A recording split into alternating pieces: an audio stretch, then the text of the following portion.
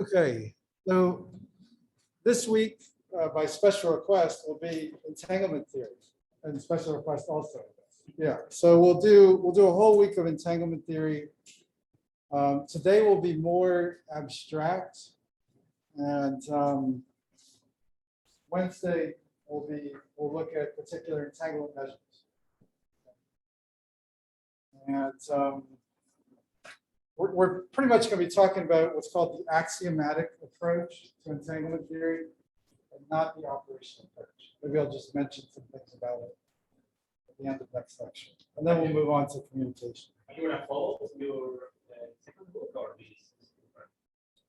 Oh, we will follow that book. Yes, yes, we will follow whatever chapter it is now, like chapter 9 or something. Okay.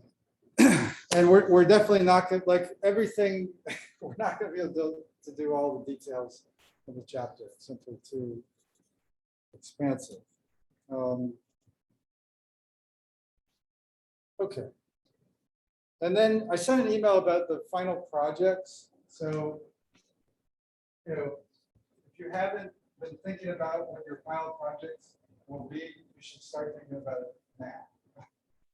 And by Friday, let me know what you decide. Ideally, consult with me by Wednesday, you know, and propose something, and then hopefully it'll be fine.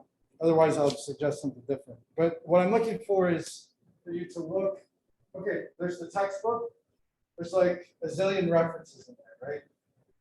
Basically, anything later than like 2017, 2018, I would say would be of interest. If you're not sure what to do, that's a starting point. Just come through the references and you know, start looking at the papers there. You know, but we want to be sticking to something related to the course. The course is very broad. So what would be included are developments with entropies, right? Entropies, quantum entropies is a very interesting and hot topic. So there's been all kinds of stuff going on since 2013 and before and later, you know. So also developments with communication, you know, there's a website called scirate.com. I want to get you started on scirate, but this is a website where people go to vote on papers, and it shows you recent things that are of interest. A lot of things that get voted up on this website are related to quantum computing. We want to be doing quantum information, but if you can argue the case, you know, that somehow it intersects with quantum information, I'm open. So anything with communication, things with entanglement theory would be of interest. You know, intersection of quantum information with other areas of physics. Right? There's the topic of quantum resource theories that intersects nicely with many different areas. You know, one of which is thermodynamics, also non-Gaussianity. You know, non-Gaussian states are considered resources for continuous variable quantum computing. So all that kind of stuff. All right. So let's talk about entanglement theory.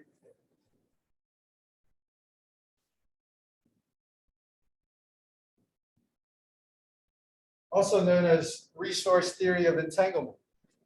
Okay, that was one of the original resource theories in quantum information. So let's just begin and recall something that you should know. You know, recall that rho AB is entangled if it cannot be written in a separable form. What is a separable form? Convex probabilistic mixture of product states.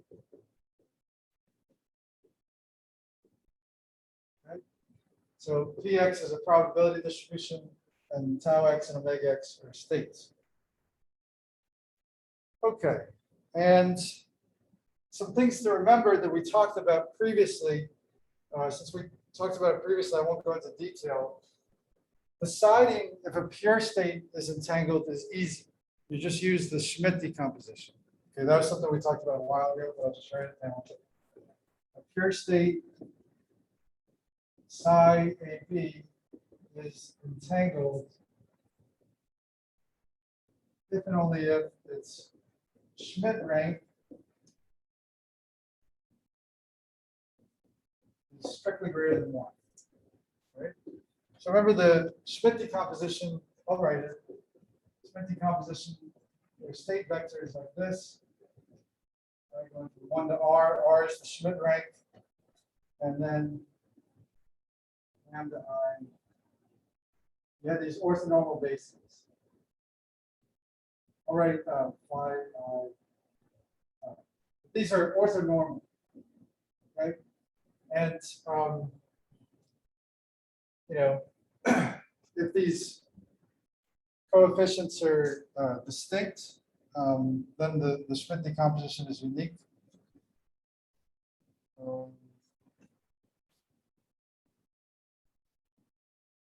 And you know, the basic point is that the state's entangled. It cannot be written as a product state if the Schmidt rank is strictly greater than 1. Okay. For mixed states, the situation is more complicated, and the theory is kind of incomplete, and there's been all kinds of research done since 1996, when the original paper on resource theory of entanglement came out. Okay, so if rho AB has a negative partial transpose,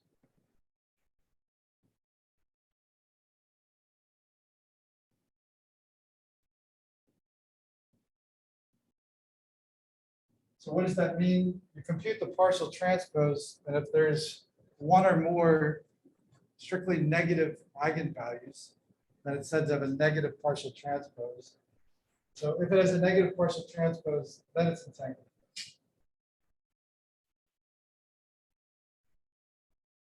Okay. But this is a one-way criterion. It's not an if and only if, right? And it's known that there exist entangled states that have positive partial transpose.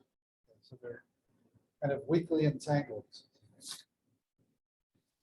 One thing we said previously, and re-emphasizing that it's computationally difficult to decide if a state is entangled or not. It's actually been proven to be an NP hard problem. So, you need to navigate around that roadblock in some way. Okay, and the goal of entanglement theory is to quantify entanglement. Goal of entanglement theory is to quantify entanglement and understand it in kind of a sensible way. So there's this notion of entanglement measures that we'll talk about. Okay, so what is the starting point for this theory?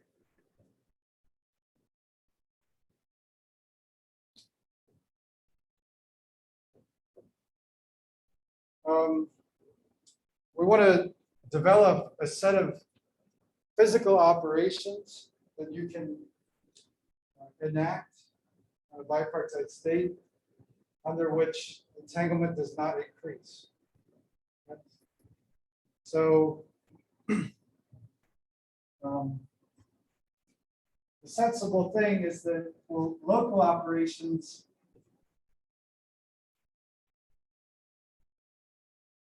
should not increase entanglement.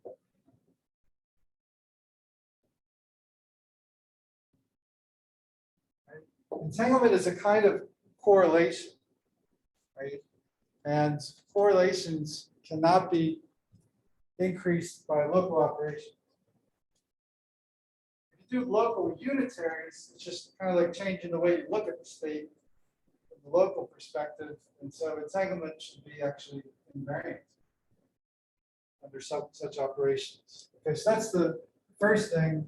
But that doesn't single out entanglement. The same is true for classical correlations, right? Like, classical correlations are not increased by local operations as well. What do you mean by classical? So like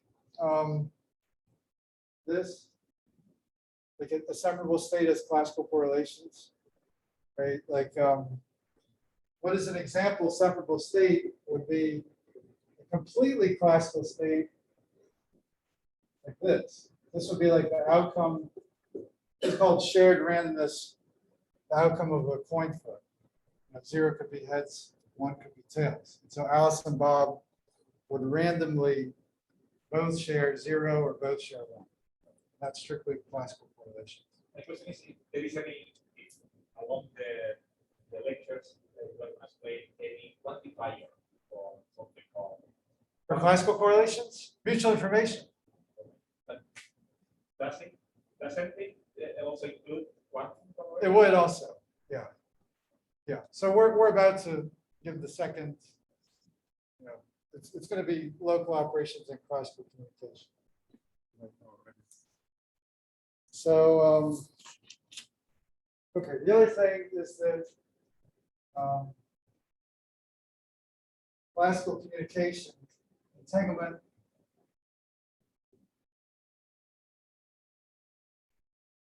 should not increase under classical communication.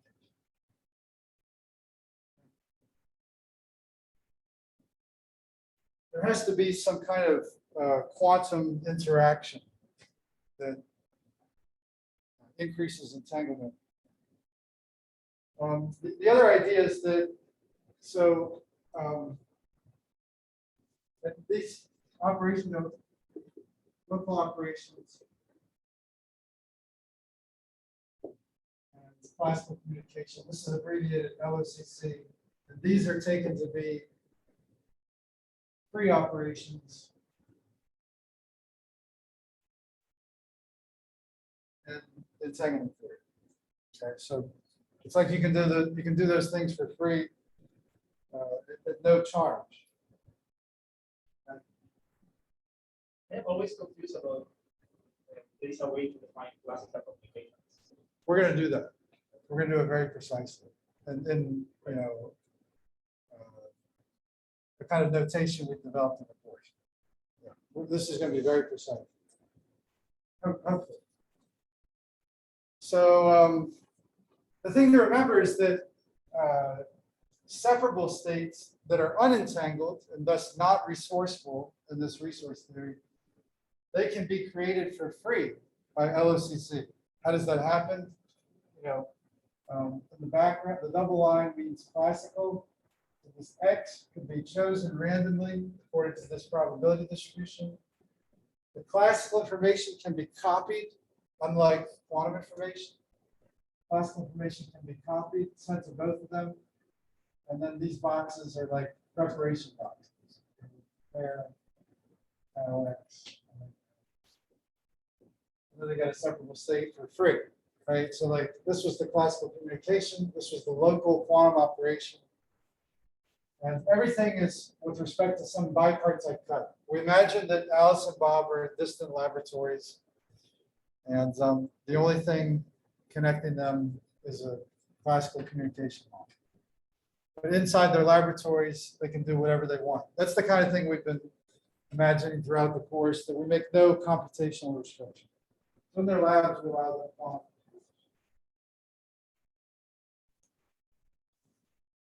Okay, so what does LSCC look like? Still kind of figuratively, not rigorously yet. So we're going to define it like this. LSCC channel looks like this. It's going to be everything in the box. So there's some bipartite state to start out. And red box. Everything inside this box will be an LSCC channel.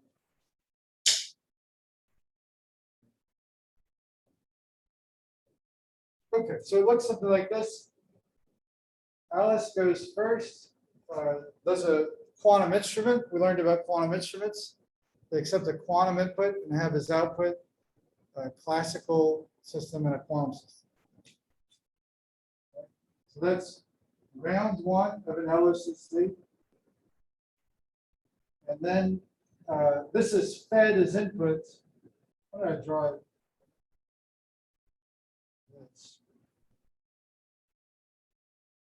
This is now a quantum channel that accepts a classical input, a quantum input, and has a classical output and a quantum output. Right? So put a measurement also. It's like a conditional measurement. It's like, this classical system chooses which measurement you do. And you do that, and then there's a classical outcome forward back to Alice. And this process iterates for some finite yet arbitrarily large number of rounds. So now I'm going to do a dot, dot, dot.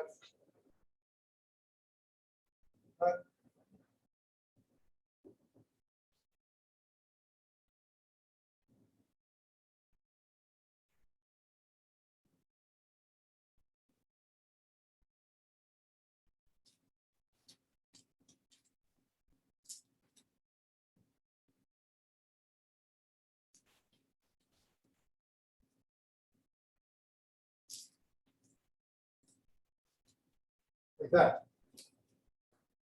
Okay, so that's what it looks like. It's just this back and forth process.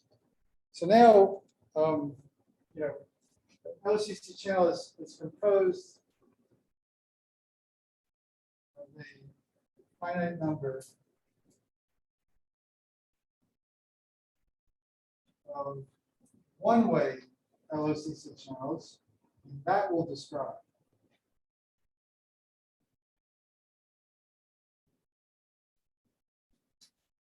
What do those look like?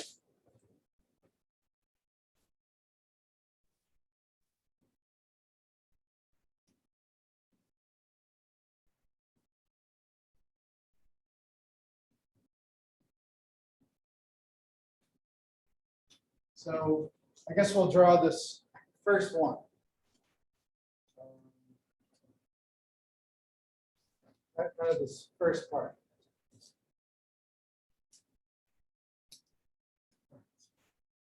So rho AB will have this kind of channel act on.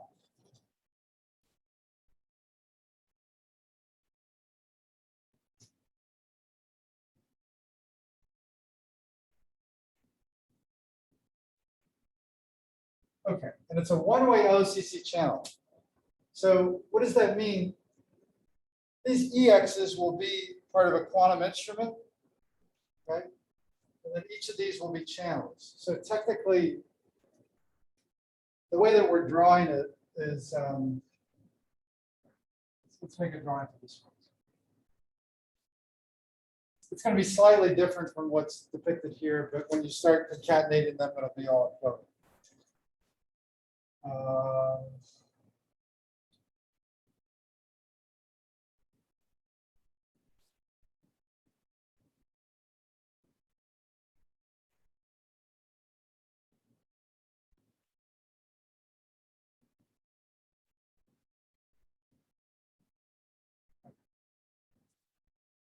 This, if X is input, then you'll do Fx here.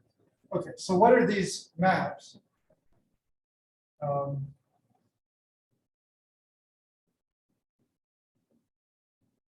This is a set of completely positive maps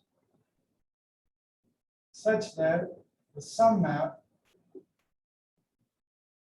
is trace preserved.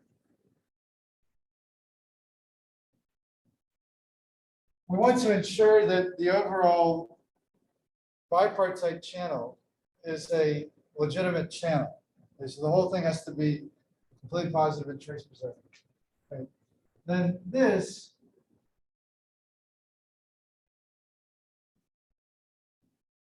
is a set of channels.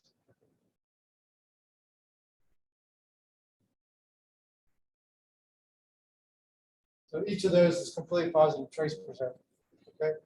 So what does this mean? The overall map is so this is a one-way LSCC channel.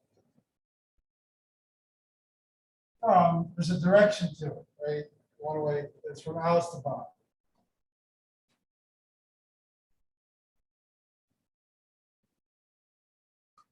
Okay, so I just want to justify that this is a legitimate channel, right? So let's take, okay, so if each of these is completely positive, and each of these is completely positive, the tensor product is completely positive, then the sum is completely positive. So the overall map is the property of being completely positive. Now, what about trace preserving? So the trace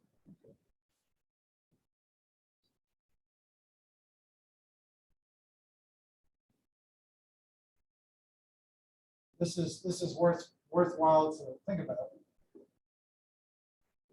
A full trace can be done as a composition of partial traces, right?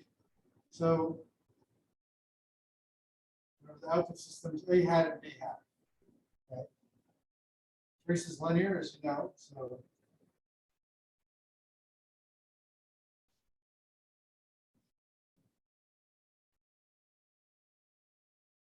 you can bring this inside.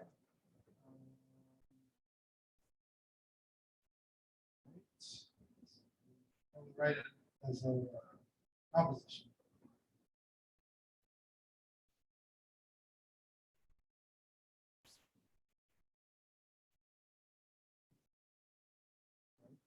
We said that each of these FX maps are trace preserving, the channels.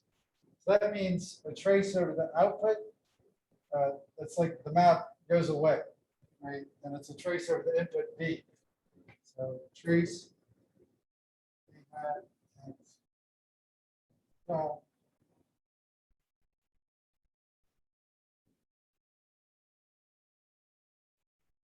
Oops. B, but then that's what we always abbreviate as row A. Just do it.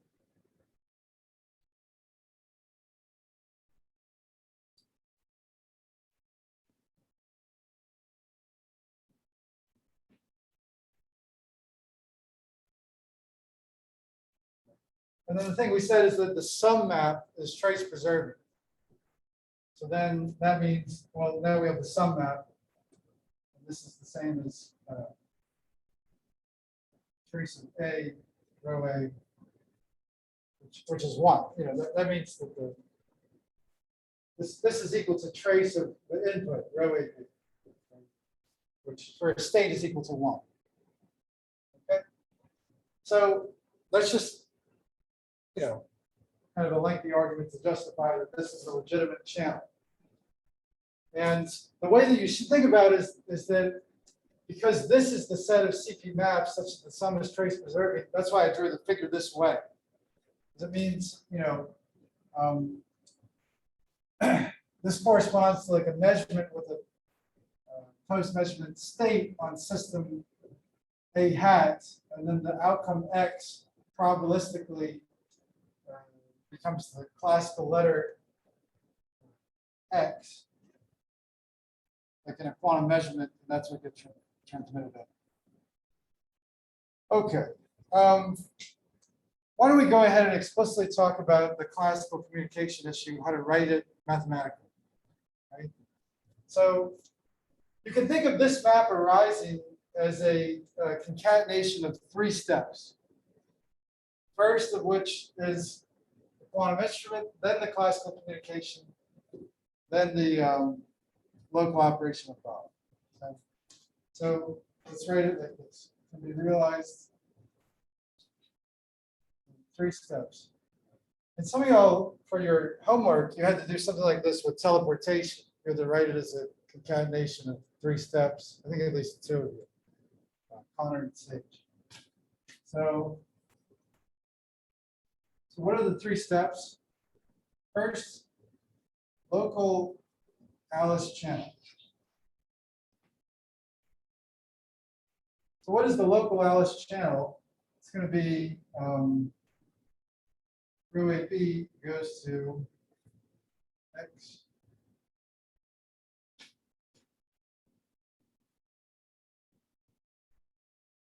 This actually on the A system, and then you put the classical outcome in this system. We'll call it XA because it's on Alice's side.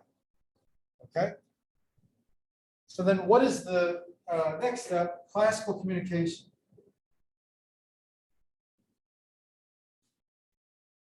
Okay.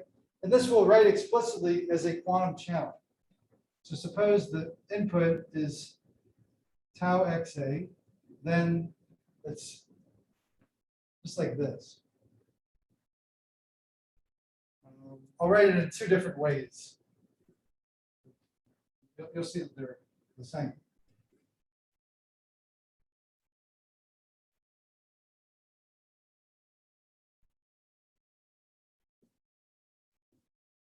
So you see a lot of X. That's why you can write it, right? So it's like, what is a classical channel? You measure in a given basis and prepare the state in that same basis. That's how we think about it. This is also called completely decohering channel, completely dephasing channel.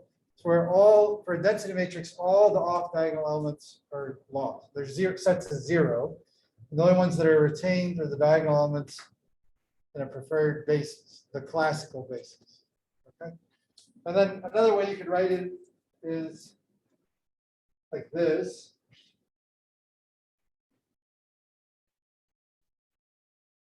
Now it looks like measure and prepare. Measure in this basis and prepare. But do everything in the same basis. Don't involve arbitrary states and arbitrary POVMs. Okay? So that's the classical channel. So that represents, it's simple. What does it do in this case? If we compose the first channel with the second one in that order, all that we would do is replace XA with XAB. Sorry, XA with XB. Right? The classical system gets transferred to Bob. So it's like the first channel you did, the overall state is this, and then the second channel, this just kind of like trivial, but it gets transferred to Bob. Okay. The third one, the local Bob channel.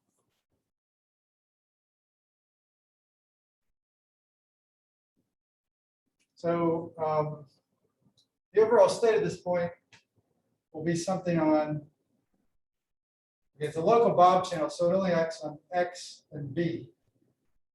So all right, let's make the distinction. Let's call this XA and XB.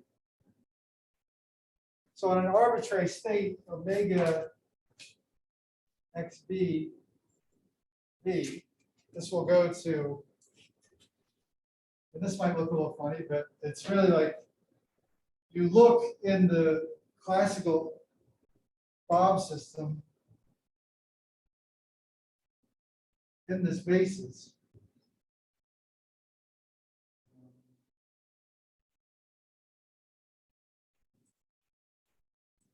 So it's like you measure, you're trying to figure out what value's in there, okay?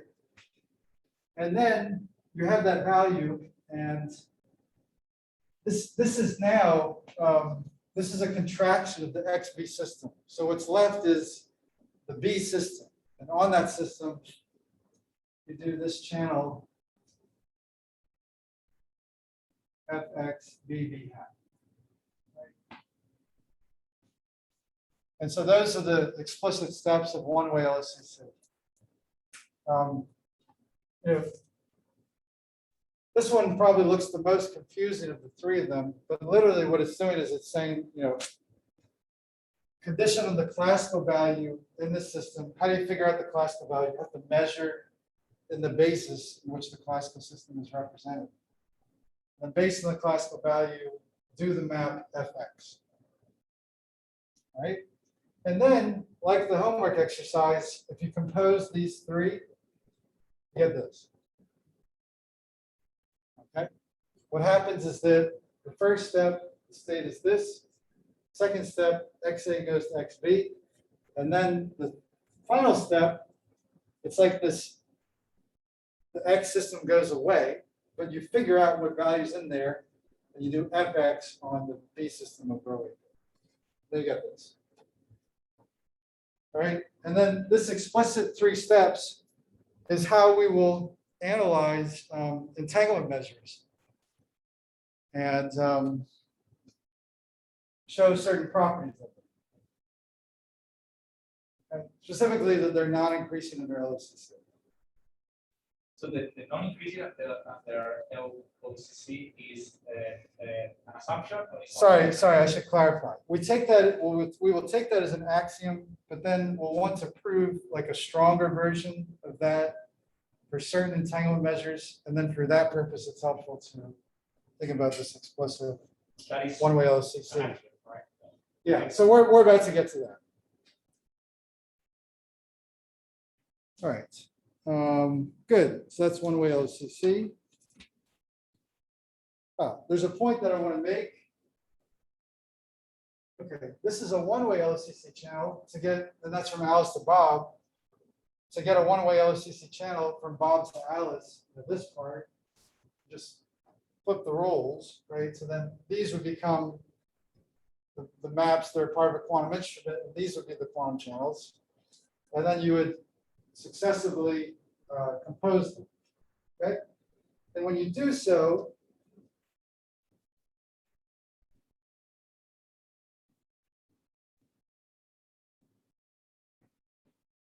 composing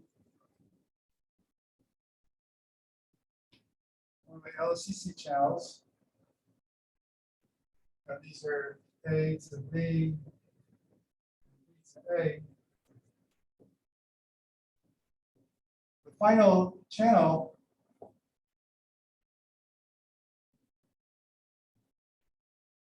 can be written in a separable form.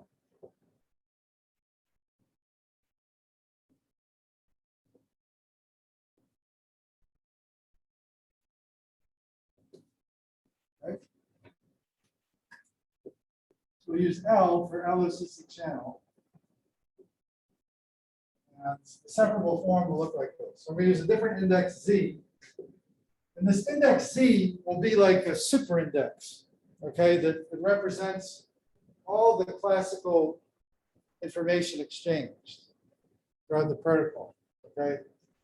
And there'll be some CP maps, MZ, A to A prime. I'll call another one NZ, B to B prime. Let's go to the other board. This is not really B. And it's such that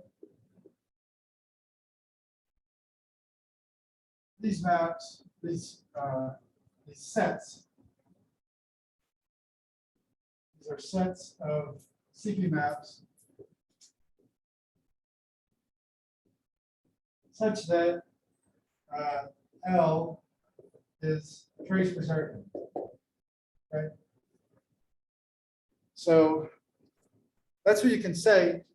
And this is helpful in some cases to have a like simpler mathematical form to work with. Okay. However, you have to be very careful. So what we're showing is that LSCC is a subset of what's called separable channels because they can be written in this form. Okay. However, I think this is the notation that we use to be very precise, right? The containment is strict. Okay. There exist separable channels that cannot be written as LSCC.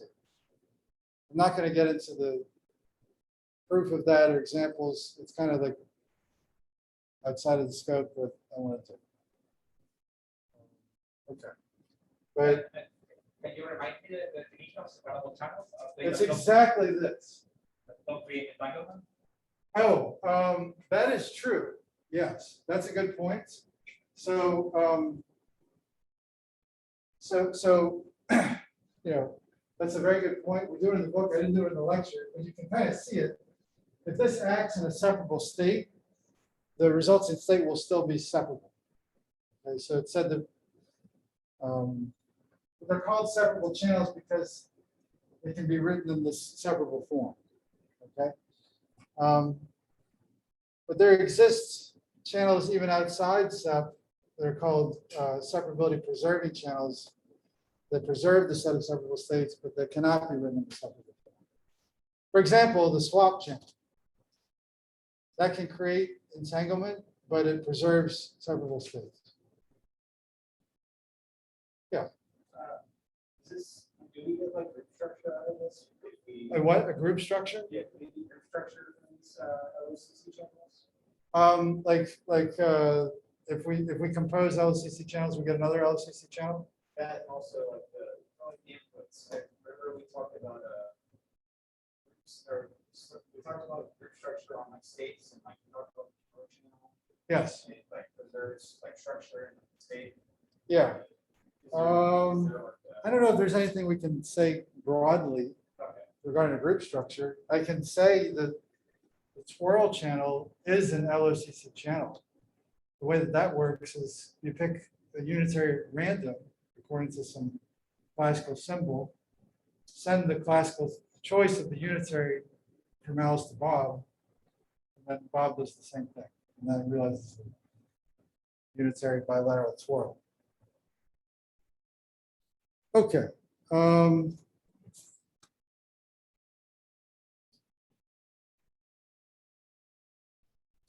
Yeah, I think I addressed the other question. Okay.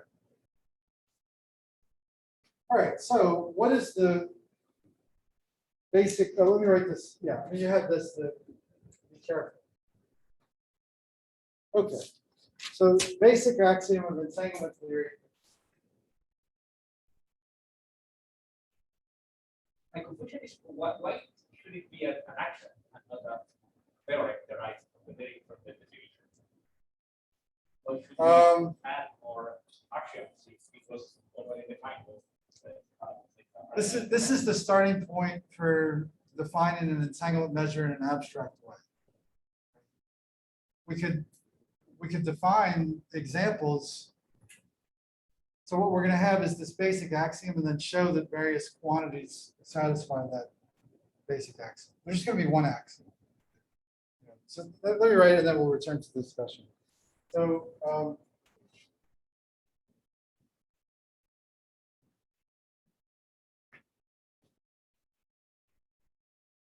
the basic axiom of entanglement theory, I mean, you have to have these notions of separable states and LSCC channels. Once you have that, then it's that E, it's some function from a bipartite state to the real numbers. So E, let me write it like this. I like to use this notation because it's like the mutual information notation. You can also use this notation. It's a function of a bipartite state where you made the bipartite cut clear. So E is an entanglement measure if it satisfies like a data processing inequality, but restricted to LOCC. Okay. So if E is non-increasing under LSCC. Okay, so that's how you can write it. Where omega is a state that you get from rho by LSCC.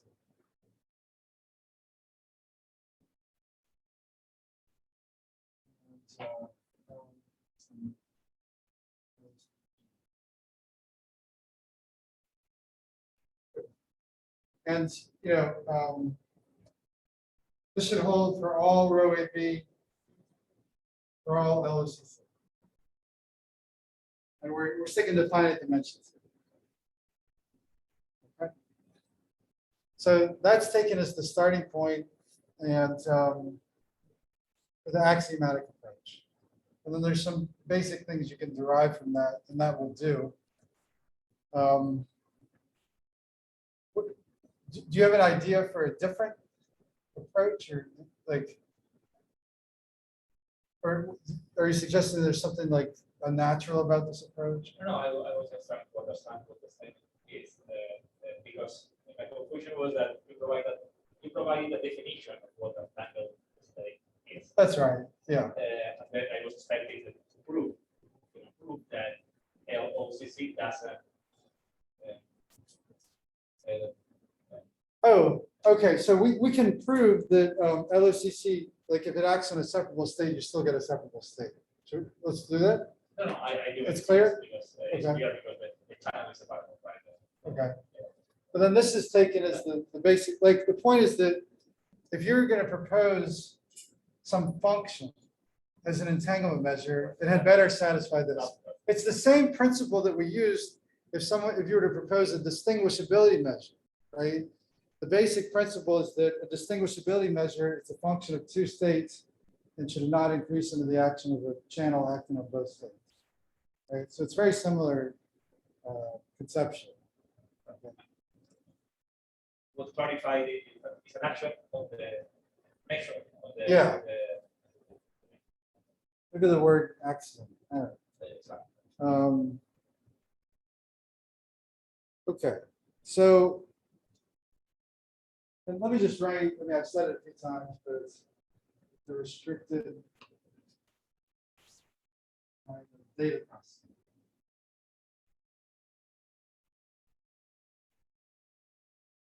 Right? As an example of something that's not LOCC, here's a simple example we've probably talked about before. Start out with a product state. Their state vectors, do atom art, and then do a controlled knot.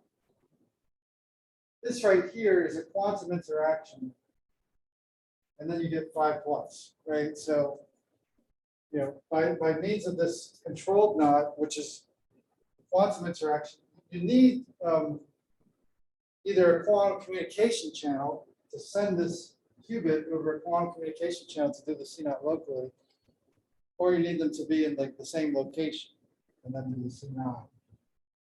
But that will take no entanglement to entanglement of 1 unit, the maximum entanglement state. It's very common to normalize the entanglement measure for the maximum entanglement state of 2 qubits, such that it's equal to 1 for the what's called E-bit, entangled bit. Okay. Okay, so let's explore some implications of this. This axiom actually implies that an entanglement measure takes its minimum value on separable states. Okay? So let's explore why that is. Is it obvious? You kind of nodded your head. I think, for example, in my mind, that's negativity for those states. Okay. For separable states. That's an example, right? But we're going to present like a general argument. So is that obvious? All right. I'll just show it. Okay.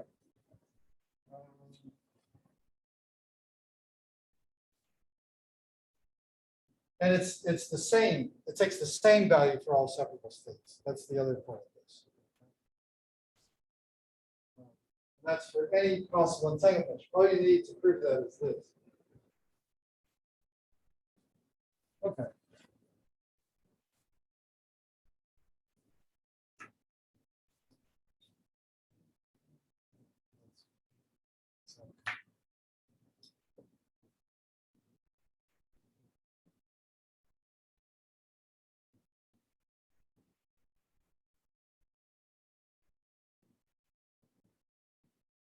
The set now will be the set of separable states. Here, it's distinct from this, which is we use set for separable channels. I go right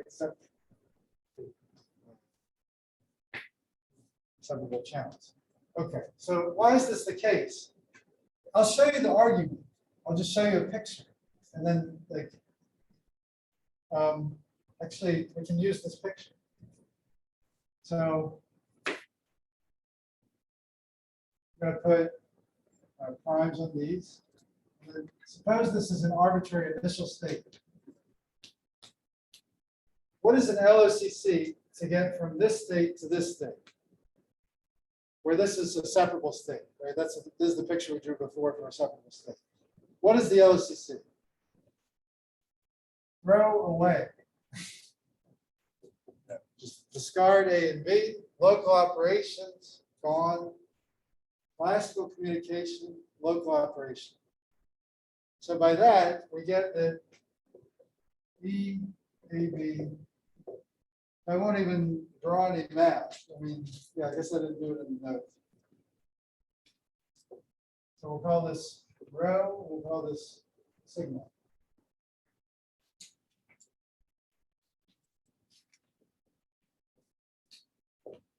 Right?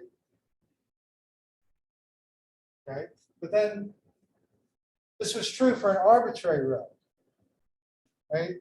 So like if so we can use the same argument to say like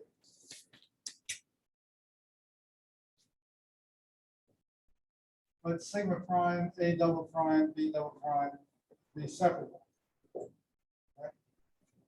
Then by the same argument, we'll get, we can start from sigma and go to sigma prime. Right? So we're just changing the diagram, but the operation is the same, right? Like here we're putting sigma, discard A prime, B prime. Sigma prime is a separable state, so it can be generated by LSCC, right? And then you prepare sigma prime. And then, you know, so this single axiom implies this, which implies this, which also implies, I'm just going to write it to be explicit, A double prime, B double prime, greater than E, prime, B prime. So this implies that EAB for a separable state is equal to a constant, equal to some constant C, which is a real number for all sigma in the set of separable states. Right? And it's common just to set that constant equal to 0. Okay, that's like the most sensible thing to do. So then the minimum value of entanglement is 0, and then you have above that. Okay, so the basic axiom, so you know,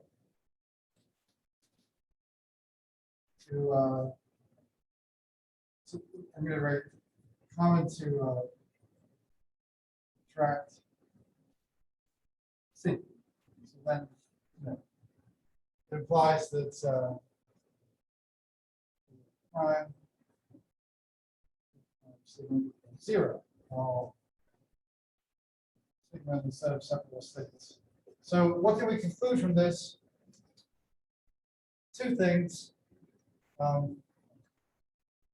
EAB is greater than or equal to 0 for all states rho A B. Okay, and then EAB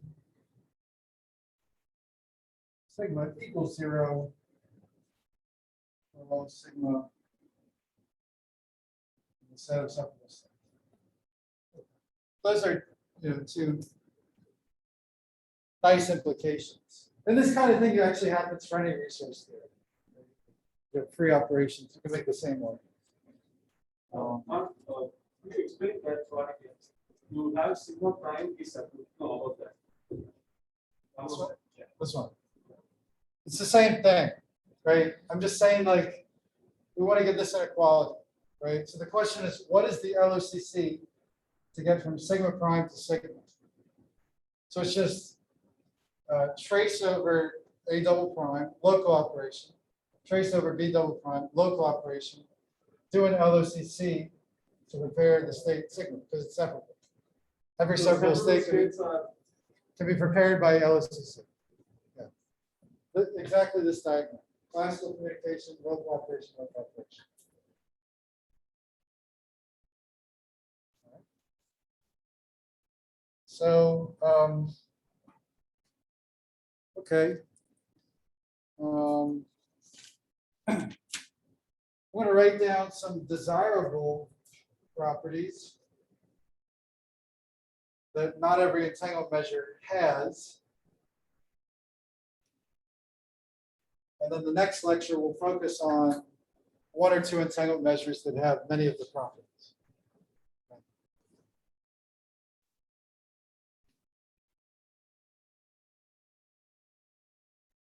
I think the more interesting, well, I don't know. Okay, the two ones that I think are of greatest interest are something called squashed entanglement, which is based on conditional mutual information. I think we discussed that previously. We were talking about conditional mutual information of A and B given E. That's going to lead to an entanglement measure called squash entanglement. And the other one we actually already mentioned is relative entropy of entanglement. We briefly talked about that maybe 3 weeks ago. Okay. So I want to mention other desirable properties. They're not viewed as obligatory to have an entanglement measure.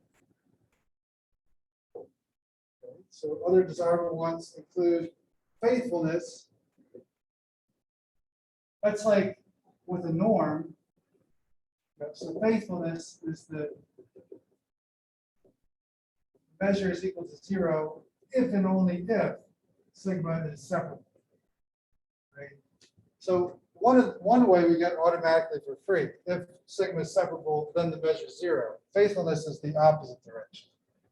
If the measure is 0, then you know for sure the state's separable. So relative entropy of entanglement has that pretty easily. Squash entanglement, that was an open question for about a decade, and then people figured it out that it is faithful. Okay. There's another one I'm going to call invariance. And so just to be clear, if the measure is faithful, then it's strictly greater than 0 if and only if the state's entangled. Right? And then the value quantifies like how entangled the state is. Okay, another one which is useful, I'll call it invariance under classical communication.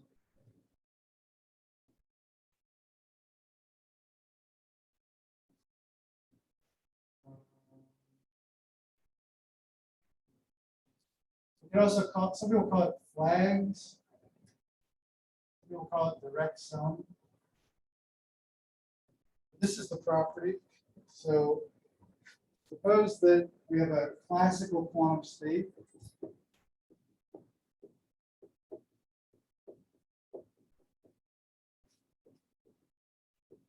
So you can also, remember, we can think of classical quantum states as being in correspondence with ensembles. So but you should think of this as a classical system, and that can be transferred from Alice to Bob for free. So invariance under classical communication is this.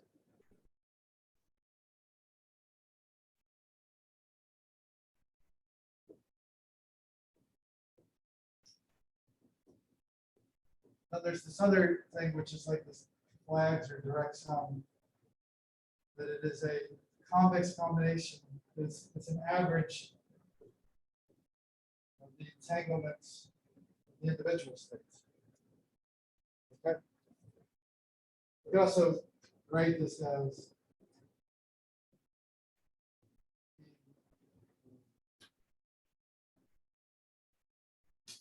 okay. So relative entropy of entanglement has this, so does squash entanglement. And it's useful for certain purposes, like probabilistic distillation of entanglement. So this is a comment to AB. We have our research project. This is the kind of thing we will have to look for. Our measure in intrinsic non-locality that we posted to the archive on Thursday. We'll talk about it later. All right. Convexity is another desirable property.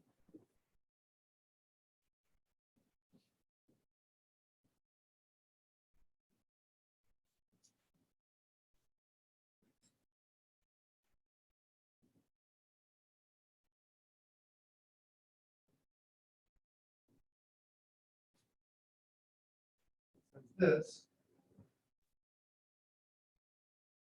It's precisely the statement of convexity, but applied to the argument that an entanglement measure accepts, which is a bipartite state. The interpretation of convexity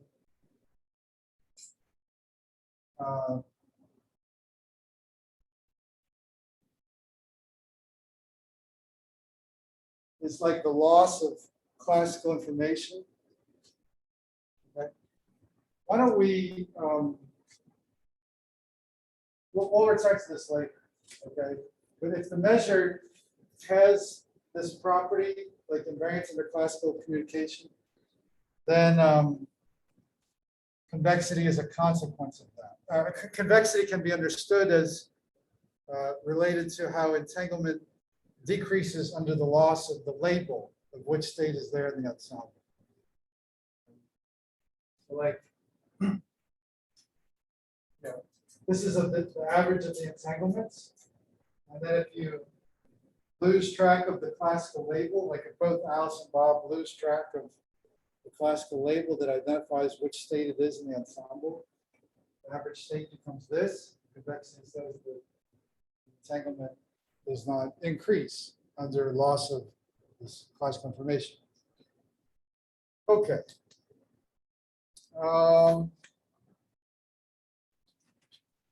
Right. There's another. Okay. We're running out of time. I want to try to show you this other property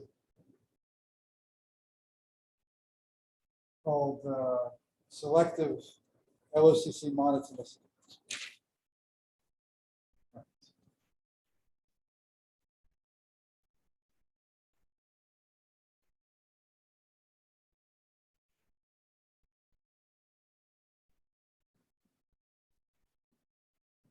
So this goes beyond the basic axiom. So another desirable property is what's called selective LSCC monitors. Okay, so the idea is this. We're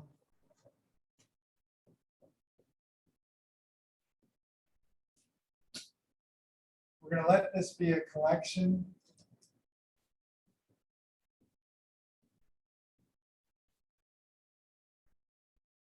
of CP maps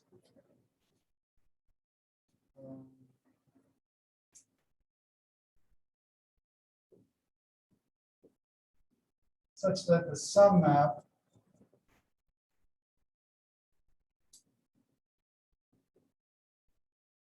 is LSCC. Okay, so the way I want you to think about this is that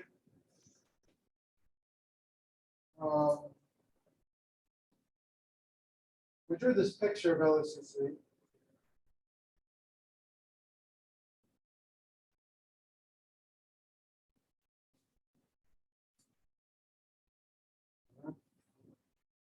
I'll just draw two of them.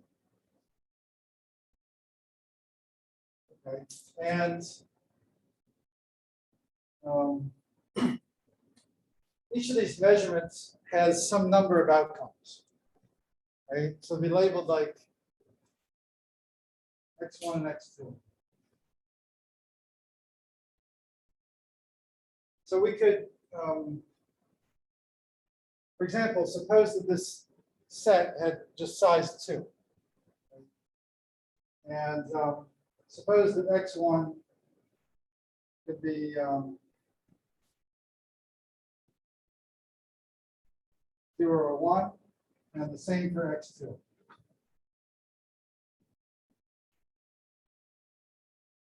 Okay. Then, as an example, corresponding to you have x1, x2, the 0, 0, or 1, 1. And those outcomes, there would be certain CP maps corresponding to those outcomes, right? And taken together, they would constitute one of these maps in the set. And you know, there's also the other possibilities are 0, 1, or 1, 0. And that would, these outcomes would constitute a different set, a different map in the set. Okay. And the statement we want to make is that entanglement is non-increasing on average. Okay, which is a stronger statement than just it's an LSCC monitor. So the statement we want to make is this. So E satisfies selective LSCC monotonicity if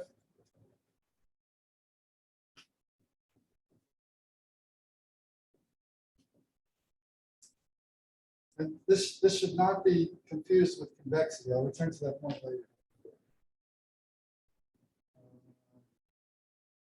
In fact, let me use a different symbol. I'm going to call these Z. You know, I don't want confusion with convexity.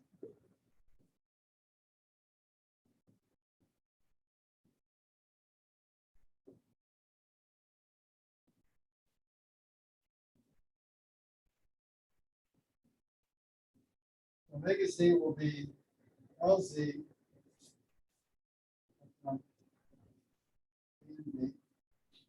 normalized by the probability of the outcome Z.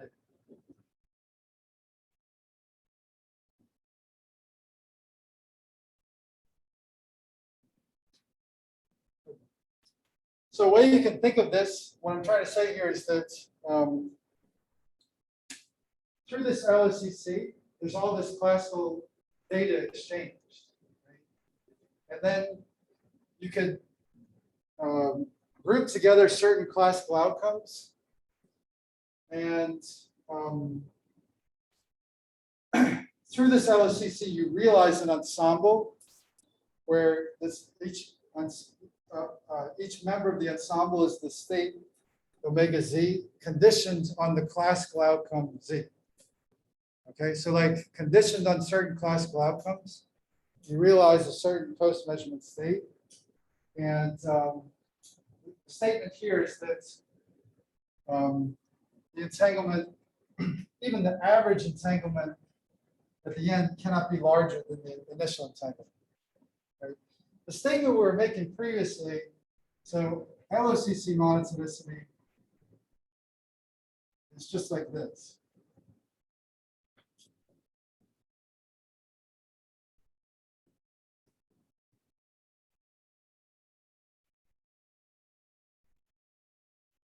Right, because in the protocols we were looking at previously, it was like we were just discarding all the classical data at the end. And the average state at the end of the, actually I should put prime and prime, sorry about that. The state at the end is just this average state. Right? Now we want to say that even on average, you cannot increase entanglement. It leaves open the possibility that probabilistically you could distill more entanglement than you started with. But on average, this is the statement that we're making. Is it clear? That might be, I tried. Any questions about what we're?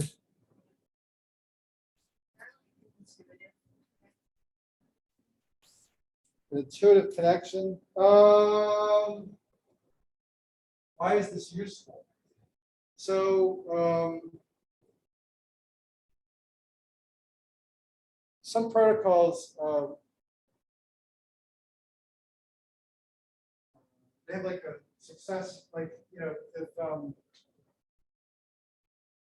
you have a photodetector, then it can herald entanglement in other systems. Like if you get a click, then it means, oh, it's a spontaneous parametric down conversion. Created entanglement in these other nodes. And that will only happen probabilistically. And so the way that I've seen this property be useful is to establish bounds on on how much entanglement you can distill, even probabilistically. That's the main use I've seen it. But it's a stronger property than LSCC monotonicity. It actually implies LSCC monotonicity because if there's just one element of the set, it has to be an LSCC channel.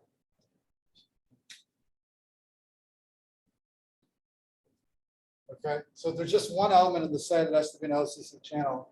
And so, you know, selective LSCC monotonicity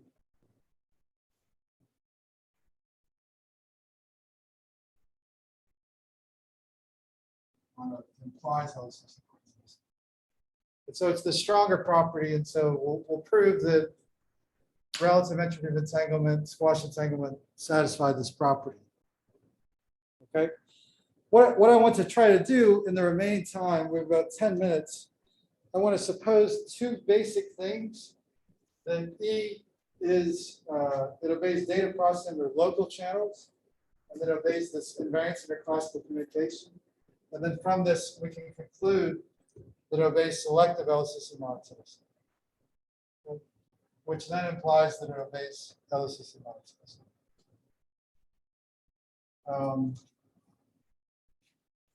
All right, so let's do that. I think we can do it in the remaining time.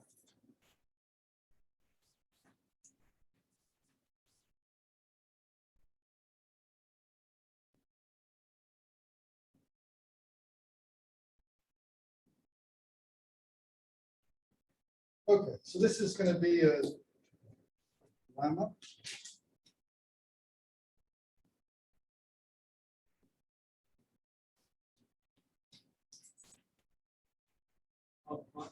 Yeah. I was thinking if I got this right. So if you have some LSCC channel L, Yeah.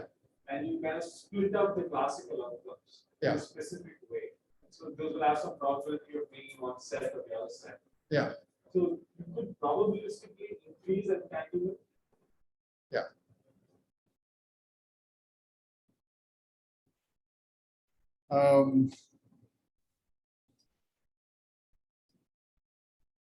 It's like in thermodynamics, like there could be a small probability to get more work than out of a system than you started with, but on average, it's not possible, right? I don't know, to make some connection.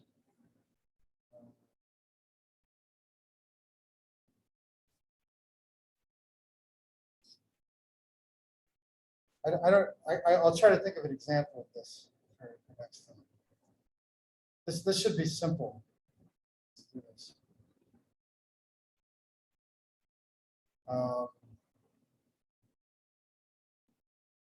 I think it should be very simple, actually. So like, this will be a flag register. And we'll have, it'll be with owls. So here's one state. And here's another, it's a superposition of these two possibilities. Right? So this one has no entanglement, this one has entanglement. So if you were to calculate using an entanglement measure, the entanglement of this state with respect to the cut FAAP, it would take a certain value, right? But it's going to be less than 1, right? We could do a Schmidt decomposition and figure out Actually, that should be easy to do as well. That'll be less than 1, all right? Now, you can see if Alice does a measurement with probability 1/2, she did an EBIT, right? Which has 1 bit of entanglement. So it's larger than what you start out with. But with probability 1/2, there's also 0. The average of that is 1/2. So what we're saying here is that the initial entanglement, it better be larger than 1/2. Okay, so that's a simple example. All right. Okay, so we're gonna try this. We're probably gonna go. So suppose that E is 1 data processing under local channels. 2 variance under classical communication. Right. Then E is convex and obeys selective LSCC monitors. That's what I'd like to prove. And then the point is that to prove that an entanglement measure has this nice property of selective LSCC monotonicity, you really need to look at these 2 things.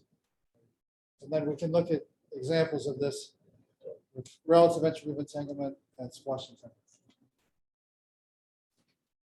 Okay, so let's first do convexity. This will be easier.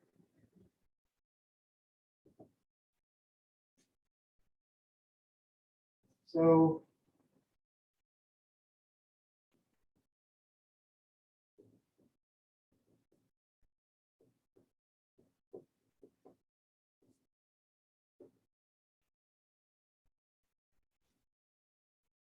to prove convexity, we have to look at the average entanglement.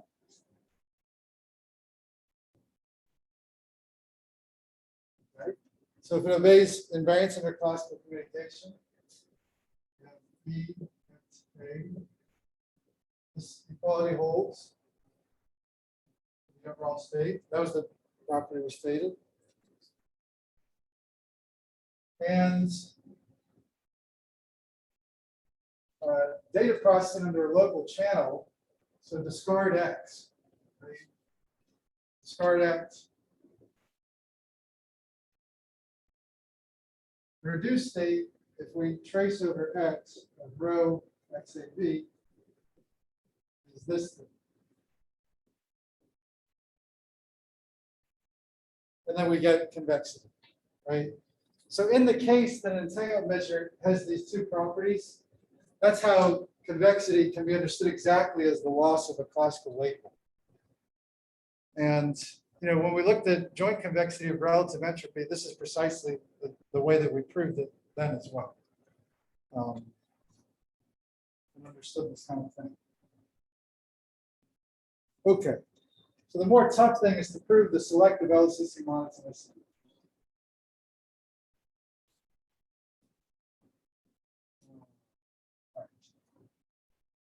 That's this definition and delete this part.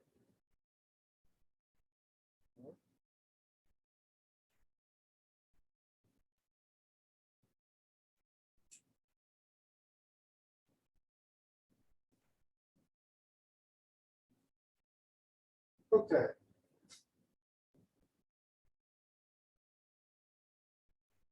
So SLM will be selective LSCC monotonicity. So we're going to look at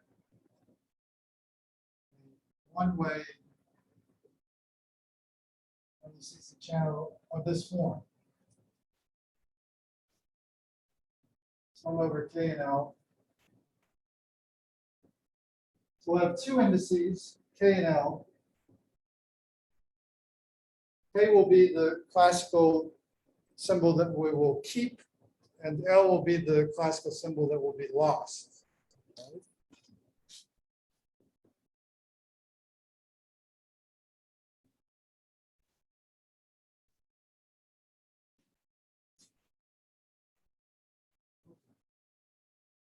And similar thing,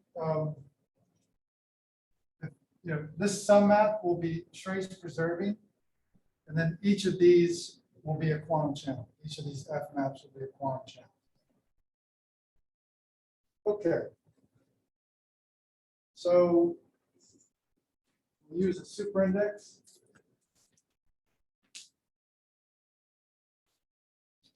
And that will consist of K and L. And this actually we wrote before at the beginning of the lecture. So maybe I won't write it again. This one-way LSCC channel can be understood as arising from 3 steps. A local channel where Alice does this part and as the classical outcomes K and L. K and L get communicated to Bob. And then Alice does this, Bob does these quantum channels. Okay, the F channels. This quantum channel is trace preserving. Trace preserving, yes. Both. Yes.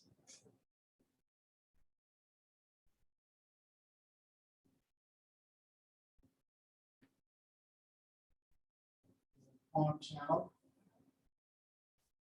And PKL is PP, such that sum map is trace preserving. That's what we're looking at. Okay. The final step will have Bob discard the L system.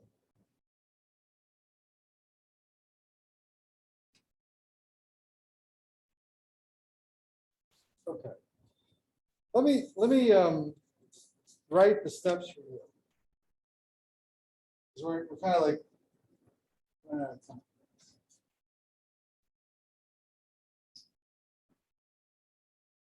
Here's row AB.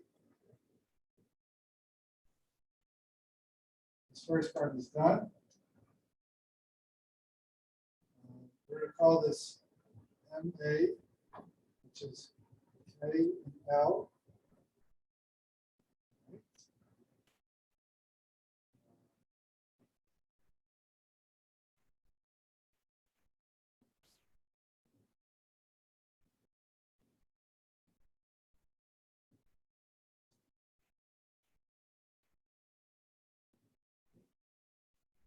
Here.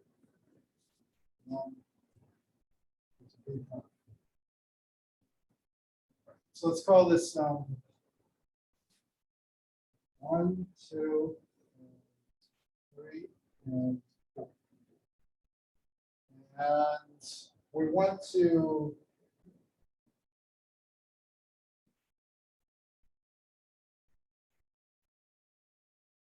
keep the K system.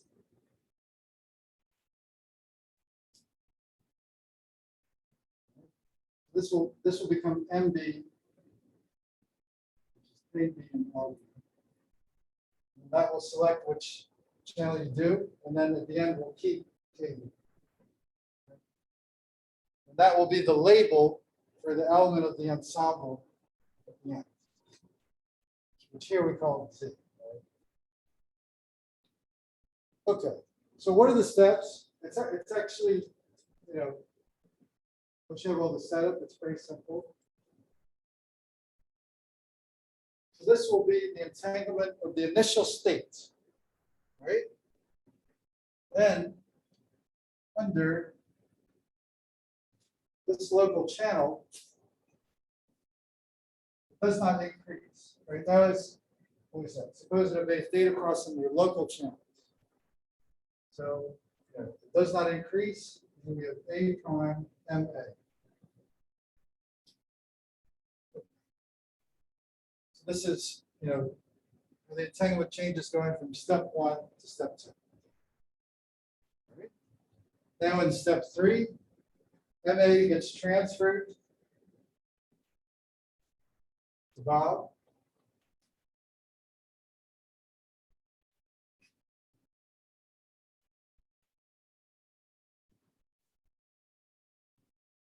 Variance under classical communication.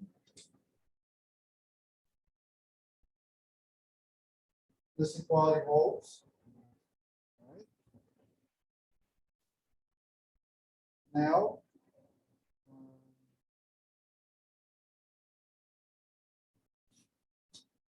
under this local channel, the local channel will take system B to B prime.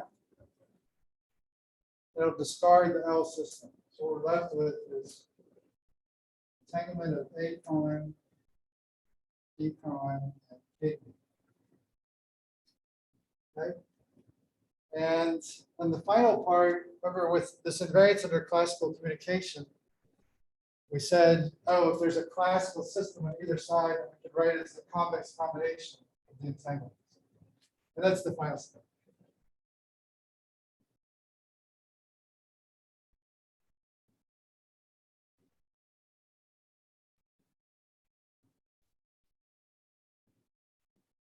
So that was how the entanglement changes under a one-way LSCC channel of this form, okay? Where it's like you've retained some of the classical data that was exchanged, you lost other parts of it. Or you just discarded it. And then you can keep applying the same argument on and on, right? So this was one round of one-way LSCC. Then for the next round, we look at, oh, okay, the state omega k, that's, state of A prime and B prime, condition of the value in here. Then there's going to be a one-way LSCC from Bob to Alice. And kind of recursively construct this argument.